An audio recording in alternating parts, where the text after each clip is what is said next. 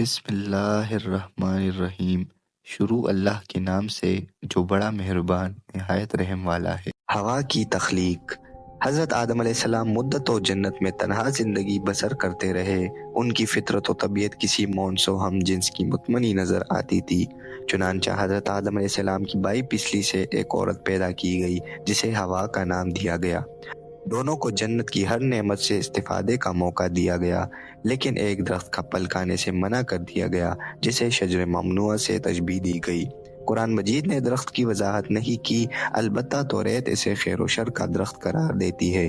اکثر مفسرین کا خیال ہے کہ وہ گیہوں کا پودا تھا۔ شیطان کے بہکاوے میں آ کر دونوں نے اس درخت کا پھل کھا لیا اور نتیجتاً اپنے سطر سے محروم ہو گئے۔ چنانچہ انہوں نے پتوں سے اپنے جسم ڈھانپے۔ حضرت آدم و حوا کو غلطی کا احساس ہوا تو انہوں نے اللہ سے معافی کی استدعا کی۔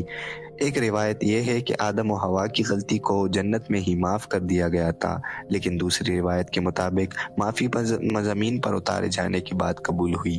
بہرحال حکم عدولی کے بعد آدم و حوا کو زمین پر اتارا گیا۔ حضرت آدم اپنی غلطی پر مدت دراز روتے رہے اور توبہ کرتے رہے۔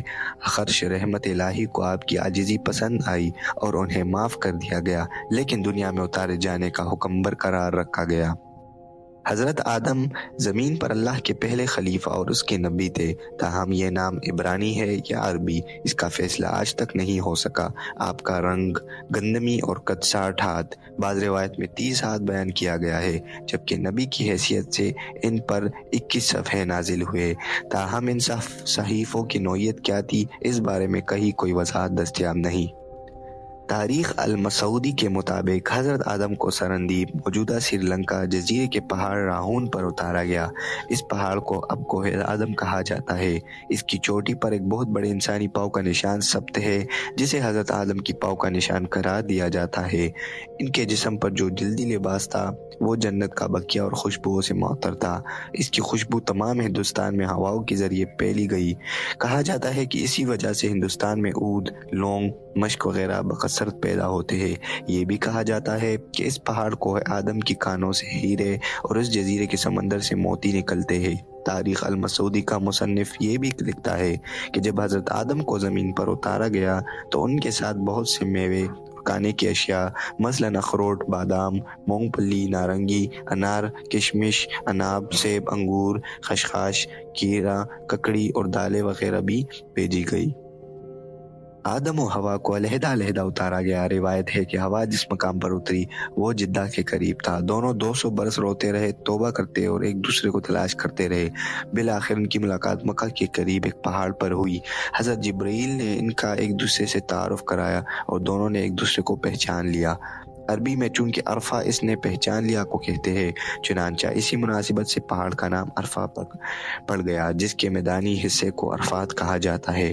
مشہور ہے کہ حضرت آدم کی عمر 960 برس، بعض مفسرین کے نزدیک 930 برس تھی۔ ان کی وفات جمعے کے روز ہوئی۔ روایت ہے کہ حضرت آدم کو مکہ میں بیت اللہ کے سامنے جو حضرت آدم نے حکم الہی سے تعمیر کیا تھا، جبل ابو قبیس کے دامن میں دفن کیا گیا، لیکن طوفان نوح کے بعد آپ کی میت یروشلم منتقل کر دی گئی۔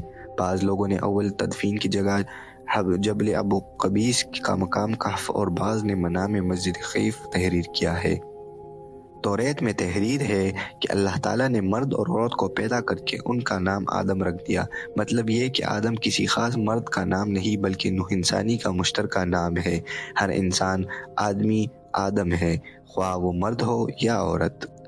سر سید احمد خان قصہ آدم کو ایک تمثیل قرار دیتے ہیں، جبکہ برہنگی کو بدی اور لباس کو نیکی کا استعارہ سمجھتے ہیں۔ مغربی محققین کے مطابق حضرت آدم کے انتقال کے وقت ان کی 7 پشت حیات تھی، جبکہ دنیا کی آبادی محتاط ترین اندازے کے مطابق 1,20,000 نفوس کے لگ بھگ تھی۔